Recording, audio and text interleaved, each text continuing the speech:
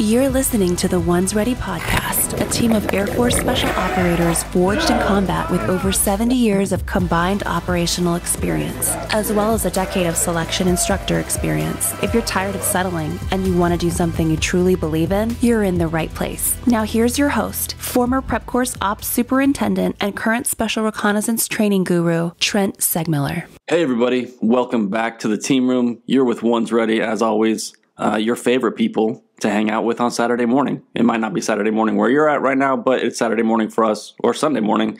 After a great night of fights and everything else, we're just talking about stuff, and we're here to hang out with y'all and, answer your questions. That's what we're best at. That's why you come here. That's why you subscribe and you leave us 5-star reviews, which we really appreciate. And if you're listening to this early in the morning, there are things that get you through your morning, right? Especially if you're in Africa and you're deployed. What kind of things, Trent? What kind of things are those? I'm looking over at Jared, and I'm wondering, what is that steamy, hot, wonderful beverage that you're drinking that keeps you looking so young and fresh, Chief? Oh, you know I'm not looking young. Let's be real about that. Look, I imagine there's an art to sucking up to people that outrank you, and this is as far as I go. It's not a good look. I would be partaking in some trench coffee from our combat control buddy out there in Vegas. So enjoying that cowboy blend right now. Yeah, it's delicious, man. They sent a whole bunch of bags downrange, so we just got it. I threw Jeff a note and said thanks, but yeah, opened it up and it was like as soon as I opened the package, I was like, oh, this is the best. I sent him a picture. All the dudes are super excited about it. The cowboy blend is fire. Like, it's their extra caffeine roast that they have. Yo. It'll put hair on your chest. It really does. Yeah, I drink a lot of coffee. Wait, do you promise? Because I'm a little light. Trent's chest hair situation. I never thought that'd come up on this one, but that's cool. I'm a late bloomer, all right? It's not my fault. Wow. Off to a rousing start, everybody. Yeah, I could probably use a little extra caffeine right now. But on this episode, I believe, and if anyone wants to correct me, we're going to go over some frequently asked questions. And I know we try to answer the questions. We know we're constantly getting a new pool of people in. And so we're not frustrated answering the same questions. We love it, and that's what we're here for. So I think Peaches has the list of all the questions. Yeah, so everybody that's watching or listening, you guys know that I threw up a story just asking for questions. That way we can get some of the frequently asked questions thrown out there. And so I have them all here. I no kidding, I just busted them open, and the story hadn't closed out yet, so maybe there's a couple more questions that'll come in. But right now, I haven't previewed the questions or anything like that, so it'll kind of be, we're going to do it live kind of thing, which is dangerous. I love this Yeah, it is dangerous, but we'll see how it goes. So bear with me as I read them, because I definitely want to make sure that there's nothing inappropriate on here or self-incriminating. So as you get, one of my favorite memes that's out there is, about the phrase "bear with me." Like, imagine trying to tweet to somebody that a grizzly bear was actually in your room and you had to speak in code. That's what "bear with me" sounds like now, and I can never get that out of my head. Like, hey, everybody, bear with me. I need to say something. Bear with me. Like, because bears can't read, get it? So, okay. All right. The room. Quick story time, I guess. Back in the 70s or 80s, my dad at the local mall, right, in Columbia, South Carolina, local mall, they had a wrestling ring set up, right? Like the no kidding, WWE wrestling ring. And you could pay to wrestle a bear, and they had a no kidding bear in there that you were wrestling. And I have an old picture of him. I'm gonna have to find it now, but I have an old picture of him, no kidding, like standing up with this bear, and they're both standing up wrestling. I mean, he got worked, but still, it's a bear. It's a bear. Is your father Vladimir Putin? Because that's what it sounds. I just butchered Khabib's last name. Nurmagomedov. But holy crap, yeah. It what? Yeah. Anyway, wow, that was random. All right. So first question. What's the pipeline like for religious people? My faith is pretty strict on diet. Could that be an issue? Trent, I'll throw that one over to you, bud. No, I don't think so. There's people that come through that of all creeds and walks of life and all that other stuff, And if you have special needs, it's going to be some personal responsibility if you can't eat what's at the DFAC or anything else, and to keep your strength and energy up to make it through the pipeline. But I mean, I think we've all known people. It's not like we're all just like a single type of person in the community, and we all do a little bit of stuff on our own to get after our own preferences. But I've never seen it be a real issue if you're motivated. The only issue that I've ever found with that is on the back end, where somebody comes to me like day 3 in the field and they're like, hey, I didn't mention it, but I really would have appreciated the vegetarian MREs or the halal MREs. And I'm like, dude, we could have fixed this for you weeks ago, but you were being a cone and you like didn't tell us. Like, how am I supposed to fix that now? So then you're like scrambling to get them the dietary stuff that they need. Or like, you know, I've had students, or I guess it wasn't a student. I guess it was somebody that I was working with, but they don't eat for Ramadan. So you were just like, okay, well, you're going to fast for Ramadan. We just have to figure out a way to make sure that we, you know, allow you to break your fast and eat when you're allowed to eat and stuff. So yeah, usually on the back end is the only time that's a deal. And it's usually because cones are cones and they don't tell you that they have those dietary restrictions until it's way too late to fix it. Yeah. I remember going through Indoc, and there was and I'm really going to butcher this, but it's the Seventh Day Adventist. Yeah, there you go. Day Adventist. Yeah. And they accommodated him just fine. So, my phone shut down. By the way, those halal MREs, fire. Are they good? They're so much better. So much better. I don't know what the deal is, but I'm like, holy, hey. Don't like, tell people about it. It's too late. It's out now. Not secrets. I always look around and I'm like, hey, does anybody need these for like their, you know, specific religious purpose? And people like, no, the whole box. Those things, they're all good. I don't know what the deal is. They're great. All right, next question. And this is one that all three of us can talk about, but I'm going to throw it over to you first, Aaron. It's, can you guys talk a little bit more about rucking with specific workouts and things like that? Yeah, so I've got a couple of rucks behind me. I've done the baton 3 times now. I've got a bunch of long walks. I like that. Like my brain works really well on long walks. I can just kind of throw a podcast in and throw music in and walk. So the point is train specifically for what you're doing and don't overdo it. Even training for the baton, I only train 2 times a week, and I never train more than, I want to say, a 15-mile ruck at any given time.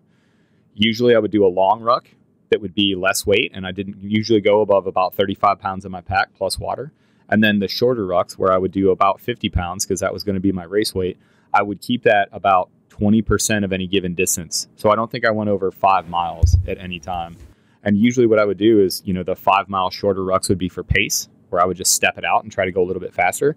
And the longer rucks with 35 pounds, I would not worry about the clock at all. And I would just walk, and I would have a distance. Like, okay, today I'm going to knock out this 10-mile ruck. I'm just going to walk it. I'm going to let the pack settle into my back. I'm going to feel where the hot spots are. I'm going to fix what my, you know, whatever my boots and whatever my sock was doing.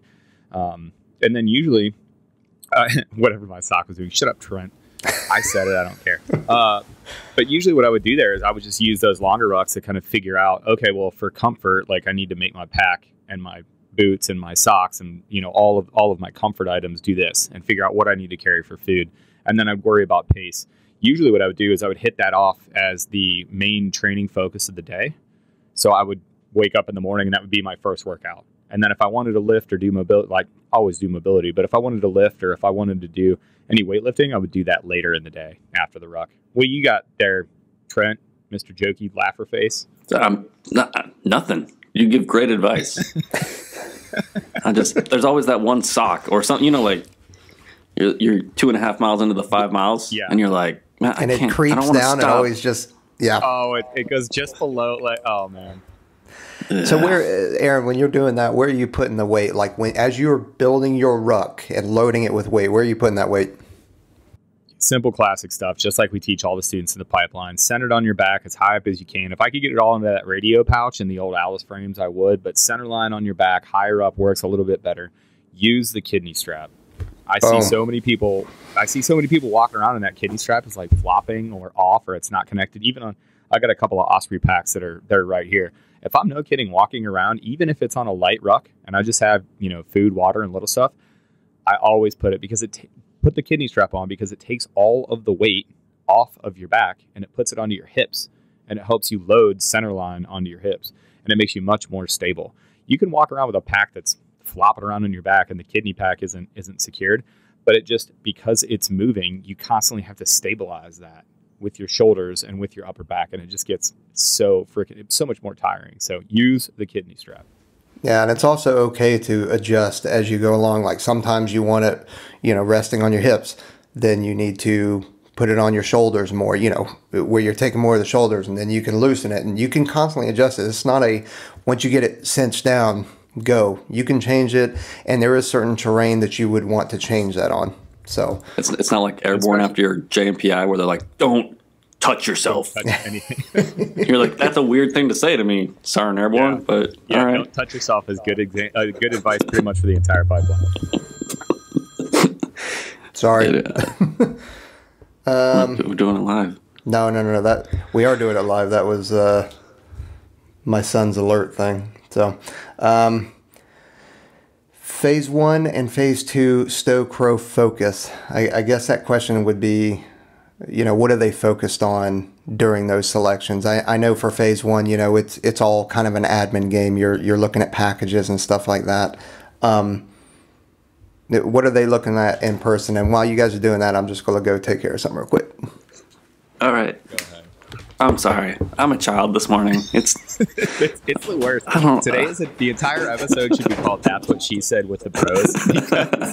Because we just talked about how you're not supposed to touch yourself, and then Jared's like, "Yeah, so there's going to be a lot of looking at packages," and I am a child. I can't do anything about it. Well, yeah. So you play the packet game. Like you look at packets that come across your desk as the MFM. So I mean, what are you looking for? PT. Past job performance, like that's it's pretty simple stuff. Like, can you fill this out? And are you not? Like Brian said, I'm not looking for the dummies. I'm looking for the nerds. But yeah, I mean, if you're a performer and you're always a performer, I think on the stow-crow side, I think they have a test for all the different types of cheese and wines that you have to know as an officer. I think that's a huge part of the selection process. So it's like, how many pairs of Sperry's do you have? And if you answer 0, it just auto fails you. Like, how many of those short salmon colored shorts do you own? And if it's 0, they're like, whatever. They'll ask about your portfolio. If it's not diversified, that's another exclusionary tactic. They're like, get out of here. They're like, how do you feel about, how do you feel about World War II literature and how it applies today? And unless you can have like a 2-hour impromptu speech on it, they pretty much fire you. Yeah. You have to have an engineering degree. No. So we get this question a lot, actually. People are like, well, can you help me with my phase 2 packet? Can you help me with my phase 1 packet? Like, they want to see what you say. They want this. Your job interview starts then. So of course you don't want to say wacky, unprofessional things. But in your phase 1 packet, it's your resume. It's how they're going to give you that initial look to allow you to go to phase 2, and then phase 2. The same thing that we're looking at in A&S, you're looking at in phase 2. It's just a more condensed timeline. And that phase 2 that happens down at Herbie now, that's the officer, enlisted, all career fields together. We're looking for those 9 attributes of SOF. We're looking for that grit, that determination. Officers have a little bit more bent on leadership, a little bit more bent on public speaking, a little bit more of a look at, can you conduct yourself well under pressure? Because those are specific combat leadership things that we're looking for in special warfare officers. But people overthink this phase 1, phase 2 process so much that I don't understand. And that's from me sitting on boards. That's from me helping people go to phase 1 and phase 2, having friends that are successful at phase 1, phase 2. It's a job interview. Treat it like a job interview. It just happens to be phase 2, just happens to be the most physical, hardest job interview you're ever going to take. That's I would say just don't wear yourself out trying to like fake anything. Just be who you are. Like, because if you're a decent person and then, it'll come through, because trying to fake it, you just wear yourself out. I feel like you're going to get tired and you're going to forget. Yeah. I was going to say, should you dress for the job you want, as in wearing silkies and a brown shirt, or like show up in silkies, a brown shirt, and a beret? That'll work out great for you. Yeah. All right. Sorry about that. We're very upset about the break. Yeah, I'm sure. Don't you ever apologize. Okay, can you guys explain how much say you have in the job that you want if you're going in SWOE-V? I'm thinking that he's guessing. All right, you know, you're going to go in SWOE with a SWOE contract and all that kind of stuff. But once you're in ANS or completing ANS, how much say do you have? I'm going to throw that at you, Trent. What? Like I know? Yeah. Okay. It's right now. Almost everybody's getting the job they want coming out of ANS, from what we're being told from the folks down there that are running through that process. The only way to guarantee to get what you want, just like if you're a pilot, is to be a performer. That's it. It's all up to you. So knock out all the physical stuff and crush it. Be a good person.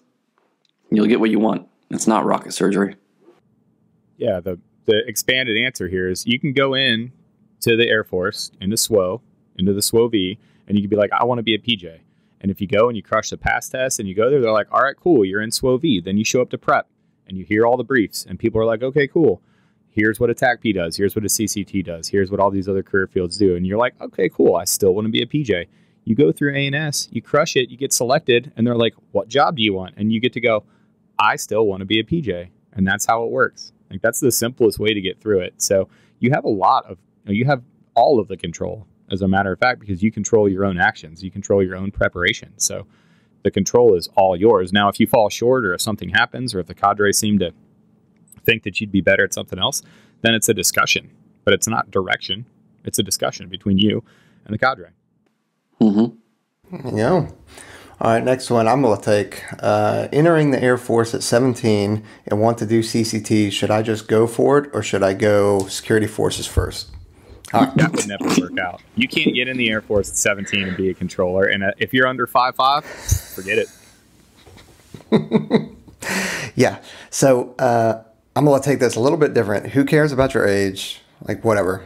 You'll be just fine as long as you are you just perform. But I think I want to take it a little bit differently. Like, we have a lot of people that want to come into the Air Force, or they think they're not ready. So I'm going to come in and I'm going to do C, or I'm going to do security forces. I'm going to do whatever, in hopes that it's a stepping stone to go into PJ, CCT, SR and stuff.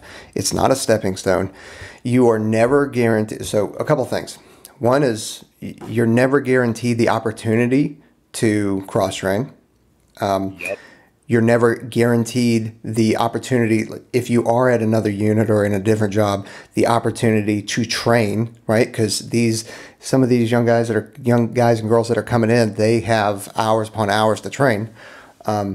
If you are a security forces dude, for example, or a maintainer, you're working 12-hour shifts, you're jobbing, you may not be allowed to, go to the pool for 2 hours or go for a ruck for 2 or 3 hours. They just don't have the time. They have a unit or a section that they are trying to run, and there are things that need to be done. If you're a wrench turner, then, man, those aircraft have got to fly. So that is your priority, not working out. So understand it from their point of view. Do I think that you should be given the amount of time to work out? Sure, yeah, I do. But there's also things that need to be done. So coming in to do something else first is not a good plan. I hate this one too, and hate's, I guess, a strong word, but we hear it so many times. Hey, I'm just going to come in and, I'm going to do SEER for a little bit. And then I was thinking about doing CCT, but that's really just because I want to do, SR later in my career. And I always say, like, you understand that those are three distinctly hard things to do, right? People that are, come in and whatever the opinion about security forces is, people that are coming in with the sheer audacity to just be like, I'm just going to come into security forces, spend some time doing that and then cross-train when it is that I think that I'm ready. Like, that's pretty disrespectful. Like, security forces, these guys are out. I'll tell you, from being deployed and watching these guys and girls on 12s, by the way, that 12 hours is 12 hours of work. They get on shift. They go to work. They're doing presence, and it's not on base. They're doing presence patrols off base. They are getting after it out in the area where we are. And then they get done and they're still going to the gym. But those are, you figure you wake up an hour before shift, you get to shift, you go work your 12 hours, you're already at a 13-hour day. Now you're going to go work out hard. They don't have any time during the day to go work out. You're talking about cross-training from that job. So people just need to understand there's not some magical thing like you put your phase 1 packet in and your command goes, oh, you're going to go to AFSPECWAR? you should take the day off today and go work out. That does not happen. I mean, I think everybody should go be an airborne crypto linguist and then cross-train into Intel and then cross-train into SR. I mean, that's the only path that makes sense. That's the only path. And then after that, you can go ahead and work for the agency, and then you can be the astronaut. And then if you have time, like, you can just go online and be a doctor too. Right, yeah. I mean, what's the big deal? Actually, I don't know if this was the subject, but I was at prep briefing the other day, and I started kind of getting a little upset with somebody, because you get these questions, all the what ifs and all this other crap.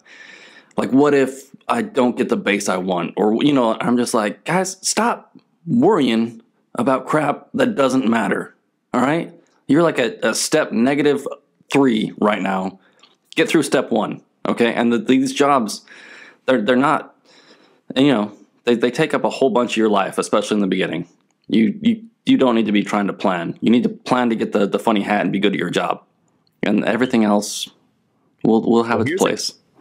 Here's a question for you, Chief, and it kind of, now that, Trent was saying that, do you think there's actually like too much information out there that people are trying to plan way too far in the future? Because I know for us, it was just like, I'm going to put my head down and I'm going to hope to graduate in doc, and I kind of know what the pipeline is. Like when we were going through, now people are like, okay, cool. I know exactly how long I'm going to spend at this first base and what's base of preference. I got 17-year-olds in my DMs like, so am I going to get base of preference when I get out of the pipeline? Talking about BOP already?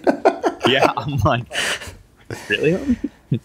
It's like that meme where I'm at the end and I'm like, you're going to get base of preference? That's awesome. I've been in for 20 years and I don't have that. Yeah. But what are your yeah, you definitely don't have base preference.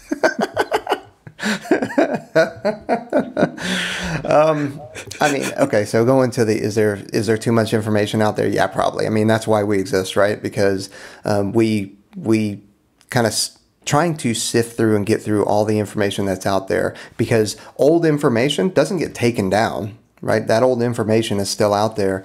And then, I mean, you can ask some of our well, I'll just call it our mid-level dudes and, staff and tech sergeants that have been out of the pipeline for 6-7 years now.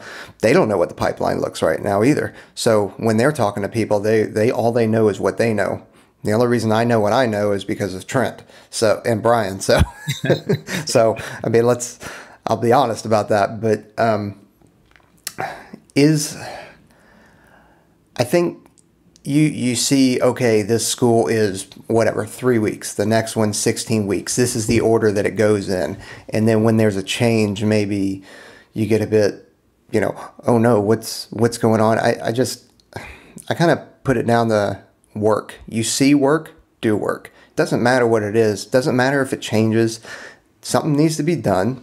Just go do it. You're never going to get things handed to you in your life that are completely planned out perfectly or laid out, outlined perfectly. Things change. Whether that's because, things change with you or things change with the pipeline. Like, it's just do it. Don't worry about if things change or if you're going to get base of preference. Because, I mean, really, we only have one kind of bad base. The other bases aren't too shabby, and I'm sorry, if you don't want to go overseas, well, that's kind of what we do. We go overseas. We don't do that much in the States, at least operationally, So, but what if I don't want to? Then you shouldn't come into this job. Did you ever think to say no? We should have tried that, guys. The times that we did, weeks and months and years of assignments that weren't really like our personal preference, did we ever think to say no? Nah, bro, it's not my thing. I don't really want to do that. No, because it's fantastic. You telling me, like, hey, you're going to go to Estonia. We're going to go to Estonia, and we're going to talk to A-10s and land them on a highway. Estonia? Sorry. Estonia. Yeah. Yeah, it's Estonia, New Mexico. Yeah. It's just outside of Clovis. It's not fun. Estonia, man.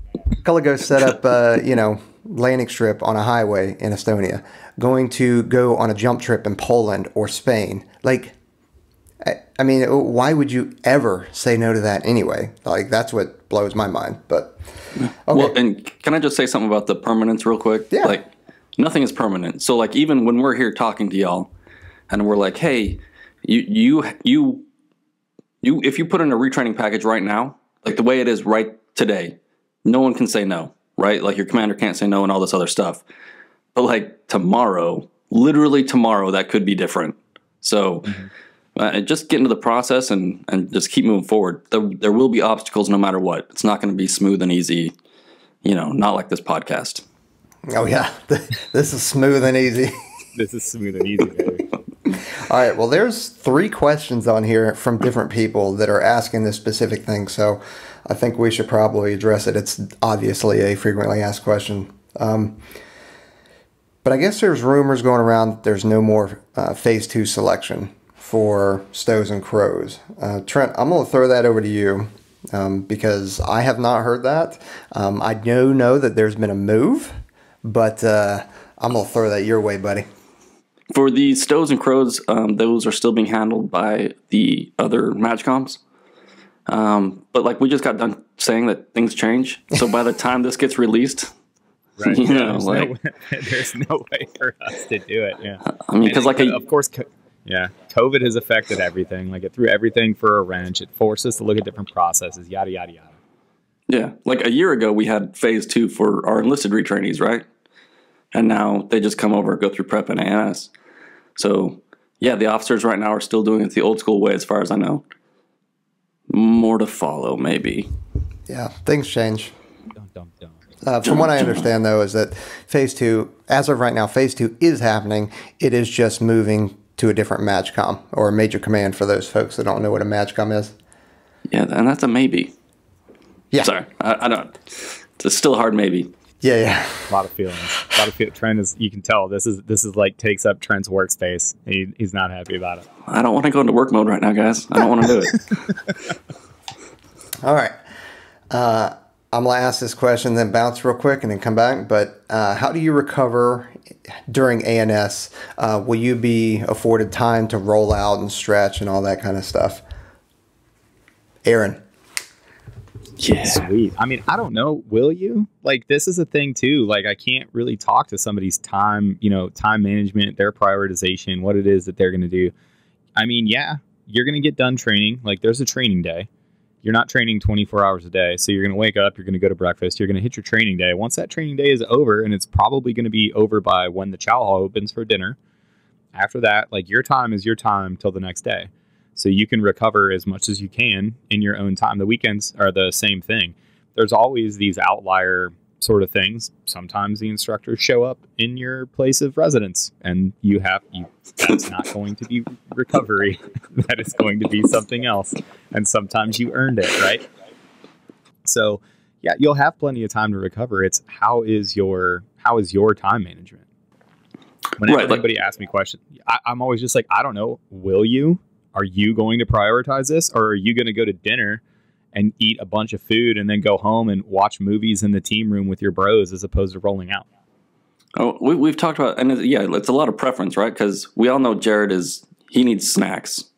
But like, he is very food dependent. Yeah. I really enjoy my sleep. So like when we both get off after a training event, I might be like, I'm going to bed. I might grab something small to eat. Jared might stay up and like then wake up 3 times in the middle of the night to eat, and Aaron's over there rolling out because he really cares about, supple leopard type stuff. Yeah. But if we all graduate, then who was right in this equation? Right. It is, you make time for what you. Again, who said that? Spence? Was it Tech Sergeant Spencer that was like, you need to give 100%, but it needs to be 100% to everything? Of course, yeah, you're going to have time to roll out. Are you going to give your mobility 100% of your attention because it deserves it? Are you going to go train 100% and then recover 100% as well? I think that you'll probably be afforded that opportunity. There's always going to be time. Like if you're sleeping out in the field, you're probably not going to carry a roller with you. You're probably not going to have a lacrosse ball. Can you get some stretching in? Can you do some of that stuff? Sure. But that's going to be on you. That's completely and totally your decision. I will say, though, the facilities that they have there at Lackland, Trent showed me around a couple months ago. They're incredible. Right? They're awesome. You folks out there that are coming in, you have no idea the amazing facilities that you guys are going to get to hang out in and live in. And God, Listen up, kids. Back in my day. Yeah. That's not where I'm going for, but that's fine. Oh, sorry.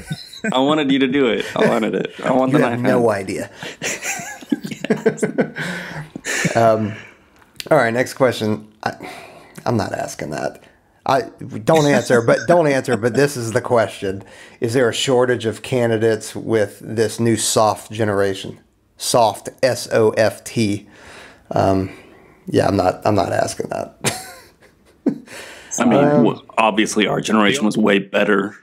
Obviously, we were way better, right? Yeah, and if you talk to a Vietnam veteran, we are also terrible because they were harder than we were. I mean, yeah, I think the Korea guys have it. That's, Yeah, I don't know. If you look at those, if you look at the World War I guys, trench warfare wasn't easy either. I think those guys were probably harder than World War II, right? Yeah. All right.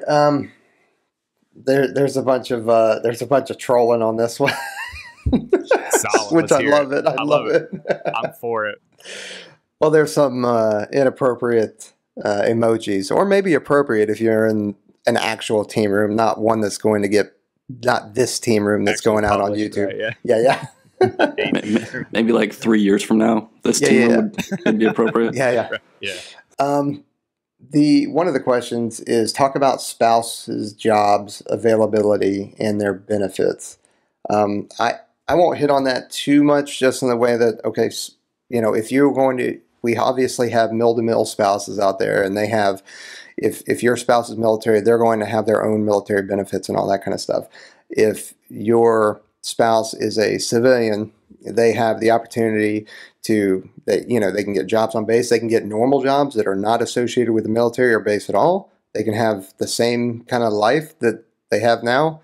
There are, GS or government jobs that they can get, but that is not a guarantee, and that can be a difficult world to get in. So I would not bank on that, but I mean, really, they're not in the military, so they can get any job they want to. It's not a big deal. Are there difficulties with moving every 4 years? Absolutely. So that's a real thing. And actually, I don't know if you probably wouldn't know this, Aaron, but Donna found like a local boutique lady that her husband is Army, and she has an online store set up, so she sells kind of like how she sells everything out of her house and all that kind of stuff. And so as they move, the store just nothing happens. They just move around, and she sells stuff out of her house. I mean, it's actually pretty genius. I've heard you can also get One's Ready stuff online too. Just throwing it out there. You can just go to onesready.com and hit that shop up. No big deal. Yeah, as we move out of the way of the flag. Yeah. That's all out though. No big deal. Kinetic perspective for dropping that owl for me.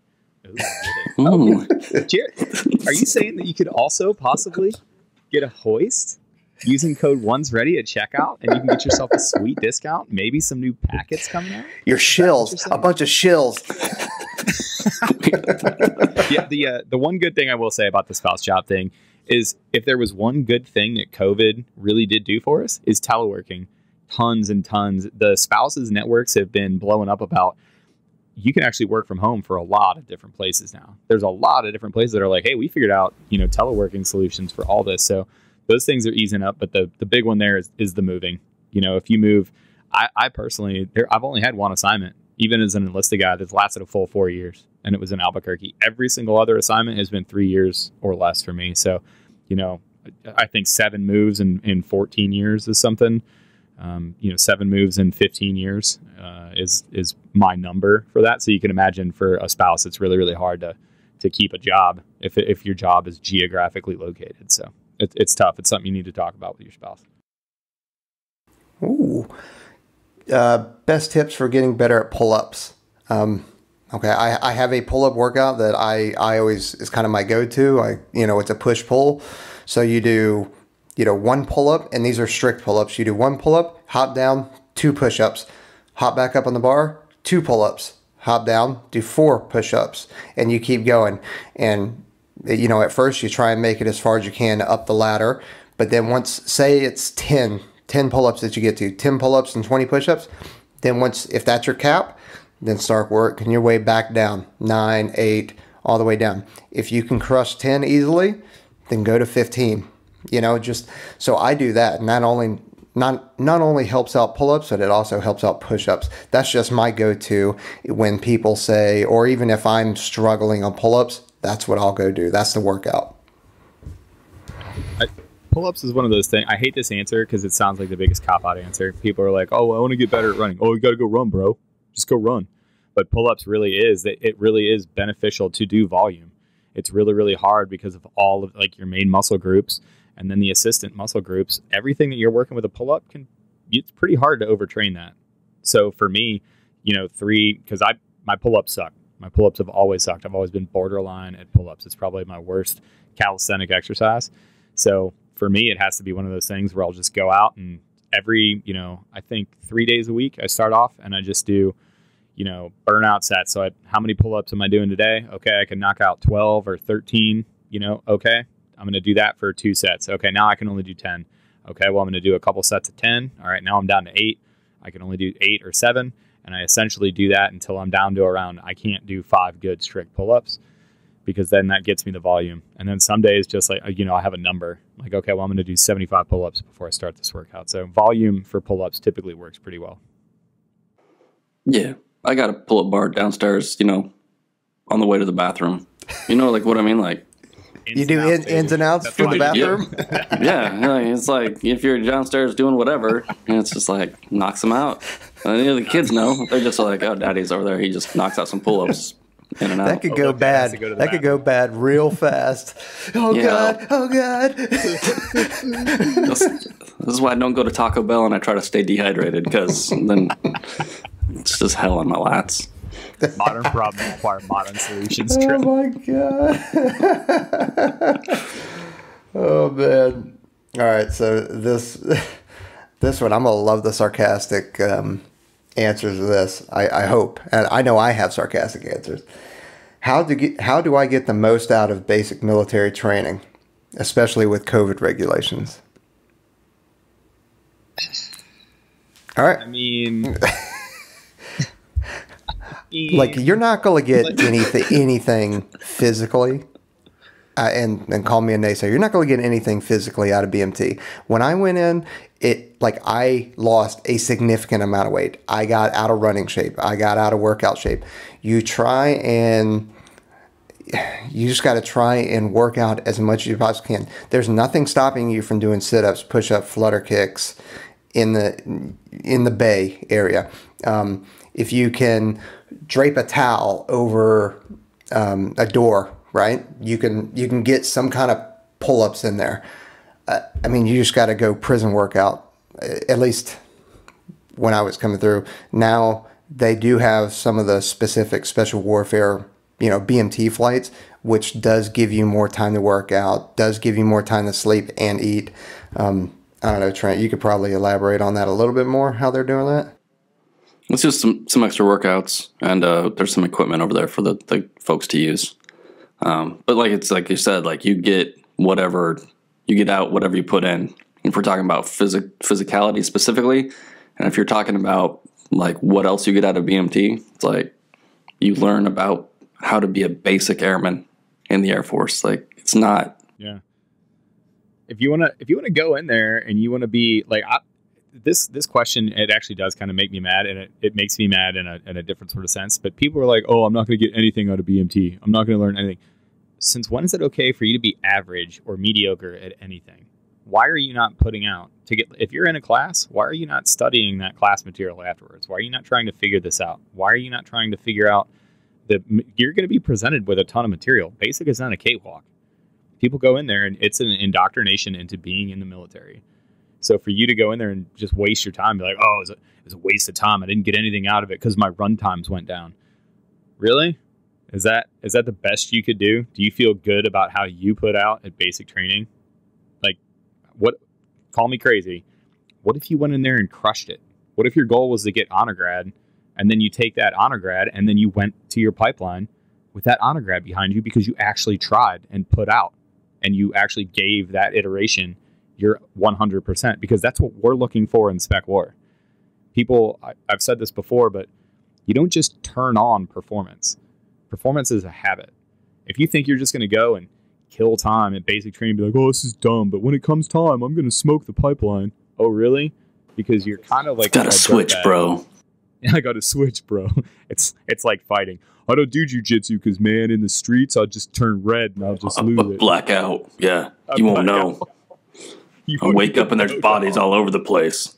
That's it, man. It'll be like that scene in Con Air where he kills 3 guys in a bar fight. Then has to go on a C-130 with Cyrus the Virus. Sorry, that was way too much of a reference. That man was a ranger. No, I just saw that meme from Disaster the other day. In processing the 75th, and he's all dizzy, clean, and then out processing the 75th, and he's just beat up. Bar fight. It is the bar fight scene. It is the bar fight scene. Shout out to Dizzy, man. The meanest tree-loving Twitch gamer on the face of the planet. What's up, Dizzy? Aaron, this one's going to go to you. This one's talking about prior service transitioning. So, your cross-trainee type stuff. So that is literally all it says is those 3 words, prior service transitioning. So I'm going to, yeah.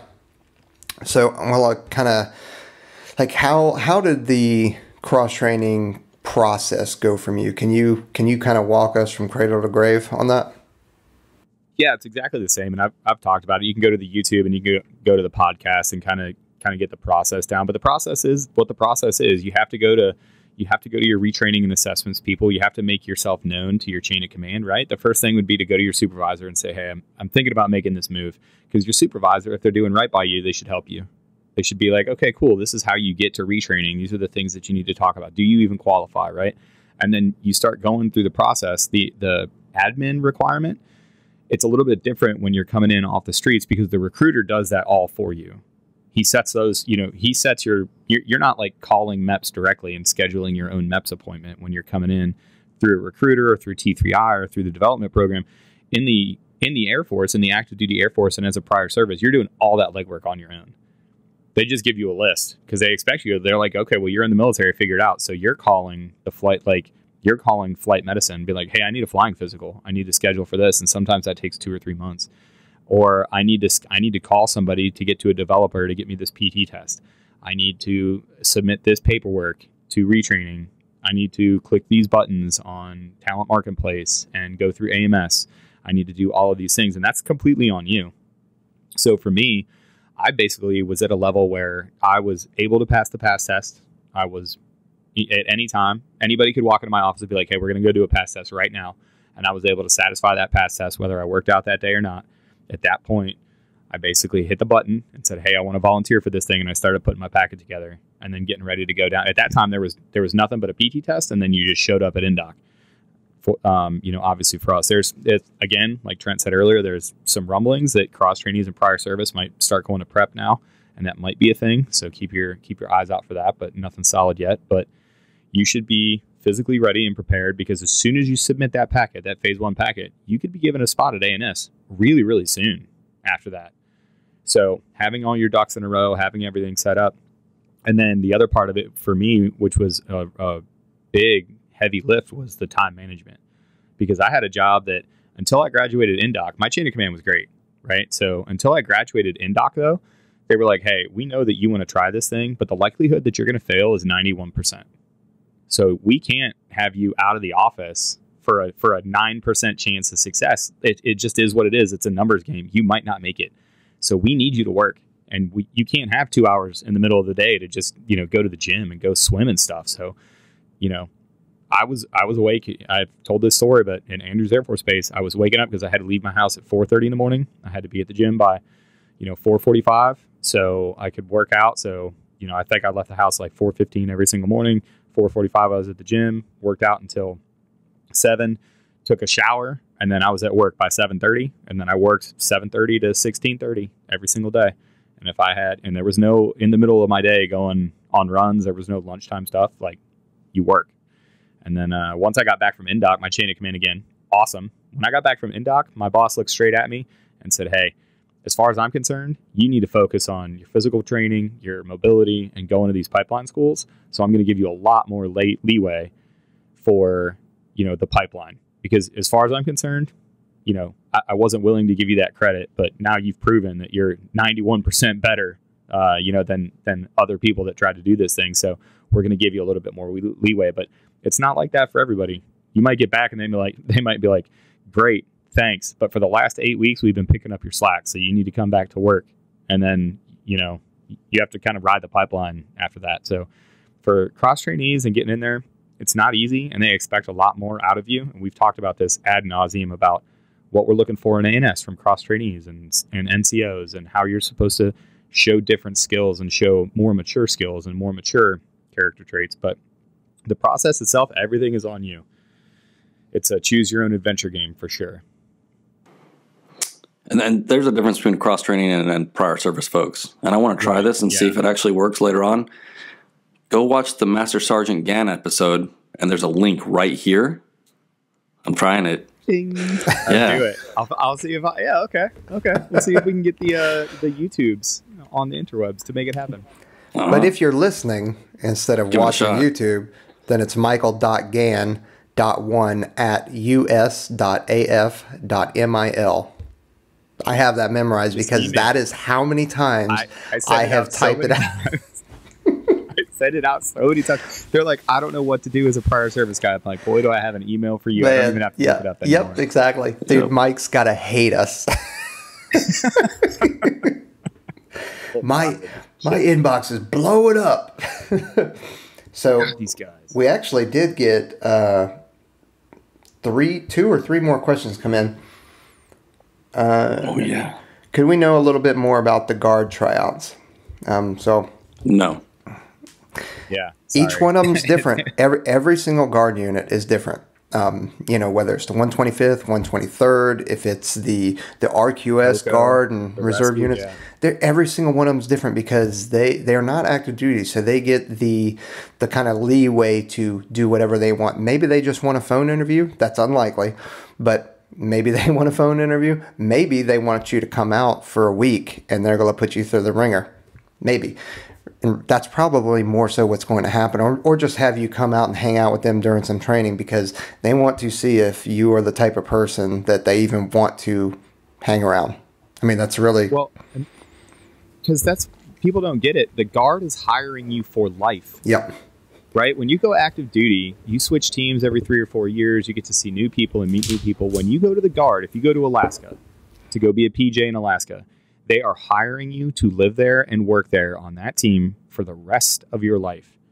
So they want to evaluate you as a person. They want to see if your personality fits in. They want to see what kind of person you are in the team room. They evaluate. Everybody evaluates a little bit differently, from Davis Monathan to Kentucky to the Portland STS to New York. They look at a lot of different things, and not all in the guard. They all have their kind of different personalities, which is the awesome thing about the guard.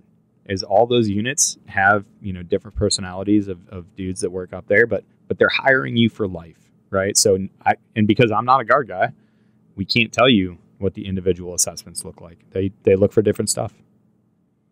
I hate the guard people. They're so happy. I don't want to talk about the guard anymore. I don't like it. Well, that was very personal. Every time they come on here, they're always like, "Life is so great in the guard," and I'm like, "Get out now. We're not talking about this." I've had it. One of the questions here is talking about people that are non-citizens or foreign. So for that specifically, you guys have got to, you're going to need to have a 10-year green card. Like, that is the requirement to come in. So maybe not come in, but at least into AFSPECWAR, you're going to need a 10-year green card. So I just figured I'd answer that one real quick. Yeah, ability to get a TS is all career fields now, right? So you have to be able to have a secret and then ability to get a TS, correct? Yeah. You don't have to get a TS right off the bat. Right. Yeah, but ability to get one. Okay. Everybody, and I think all the AFSOC billets especially are TS. Yeah, they are. Ooh, here we go. This one could be a good one right now. Ooh, just hot off the presses. Ooh. Yeah, you guys heard about that, huh? Okay. Okay. Well, this one could be a good good last one to wrap it up, maybe. What is the most important lesson you guys have learned in your career? That is such a difficult question to answer. Oh, wow. Check my feces for blood. What's that? I missed that. What was that? What, you didn't? I wouldn't say you missed it, Chief. We have a chance to mentor and guide the youth, and Trent decides to say his most important lesson is check your feces for blood. Why? That's actually not bad advice, actually. So I'm just saying that's a good lesson learned, you know? It's a good life lesson for sure. How do you know if you're healthy? You got to check what's coming out. Fantastic. Well, let's in an actual attempt to answer the question. All right, Aaron. Aaron, turn it around. Come on. Here we go. I got to turn this ship around. I think the only one is like, you know, you're never going to know anything, so you need to maintain that lifelong student sort of mindset. I think the one thing that I've learned through my career is that every day is I don't know everything. I don't even know close to everything. So you really have to approach things in a way that you're constantly learning and you're constantly trying to get better, or you're going to be irrelevant and left behind. There's always guys in the career fields and guys in the all the career fields, really, TAC-P, combat controller, PJs, crows, STOEs, special warfare officers, everybody, right? There are people that we meet that you're just like, I don't really like that dude. And you can't really put that chick, you can't put your finger on it. But a lot of times you're just like, that person is kind of done learning. Like they don't want to be engaged in this process. They don't want to find new and inventive ways to solve problems with me. They don't want to be part of this new thing that we're doing. They're just like, no, I don't want to do that. I'm good. And I don't know. I think the more that I grow in the career field and in my career and start looking at really like what really is important and what lesson really is important to me, it's, be a lifelong student and continue to learn and continue to be in the process. Like, be involved. It might be cool to be like, oh, this GWAT thing is over and that's not what I got into, and I don't want to do global access. I don't want to do this stuff that AFSOC is doing. When is it okay to be mediocre? That's never been a thing. It's never been okay to just be poo-poo about stuff, and just because you're not personally happy with something, just to be like, oh, this is dumb, I'm not doing it. But those people are really just done learning. I think that's that is such a tough question to answer, because you're talking about, Peaches has, 2.5 decades of time. Trent and I have, close to 2 decades of time each in here. And, you learn new lessons every day, but, never stopping learning, never having that pursuit of excellence, and no kidding, trying and learning every day has been a good lesson for me to learn. Awesome. Trent, or you sticking with the feces? No, I mean, that's just solid advice that I got. You see what I did with the solid? Anyway. No. I mean, the thing is being involved in your own career and your everyday and maintaining balance. Like, it's a big question. And if you want me to like look back and be nostalgic about things, like what are the things that, and Aaron and I have talked about this before, like what do you value the most? And it's the people around you, it's the experiences, it's everything you've learned. And they all kind of come together. So, valuing the people around you, and then respecting yourself enough to be good at something, and then just maintaining that active participation in everything that's going on, instead of like getting into that victim mentality. And that kind of goes into, like, I see that a lot of people adopt that victim mentality when they don't know what they're talking about. They're like the global access thing, right? And it's kind of a classic right now. I don't want to do global access. It's like, bro, like, have you ever done it? And have you ever like gotten into it and seen all the possibilities? Yeah. So, maintaining that open mind and not, shutting doors is huge, because you don't, like you said, you don't know what's through that door, and then there's 2 more doors that you're not even aware of for the opportunities to do some really crazy stuff. So that's my ramble on it. What about you, Peach? What's that lesson? Oh, wise elder. Oh boy, I'm so glad we did gallery mode on this. So you guys know I'm all about that PMA life, that positive mental attitude life. It can take you so far, and it can dig you out of dark places, dark situations. And you can also, there are going to be mostly great times during these jobs, but then there's times where it is not fun. It is, there's people that get hurt, there's people that die, and being able to fall back on that positivity will really help you out a lot. And it's easy to go, oh, hey, yeah, I'm happy-go-lucky. Yeah, that's great. But it's a real thing. If you surround yourself with positive people that are trying to build you up and that actually support you, not say they support you and behind your back they're like, dude, I hope this dude fails. No, surround yourself with people that are no kidding positive, that want to see you succeed. Keep a positive mental attitude, and it will carry you so far, especially in those really, really dark places. So that's my lesson learned. We've all been around people that are extremely negative, and you just kind of try and break away from them. There's just that toxic mentality. It's just a cancer in the team room. Yeah, I am so glad that you went last, because that was actually the best answer. He was so much better than us. What's funny? Well, what's funny about that is, like, I tried to be like, I tried to give my answer, and then Trent, you were talking about feces, and then Peaches, finished off with actually good. So we literally had a shit sandwich. Hey-oo. It feels like the right place to end. Welcome to the One's Ready team room. Moment of silence for our professionalism. Oh, that left a long time ago. There it is. There you go. There it is. All right. Well, to everybody out there that's listening, appreciate you guys tuning in. We definitely appreciate it. Appreciate all the support, all the DMs, all the emails.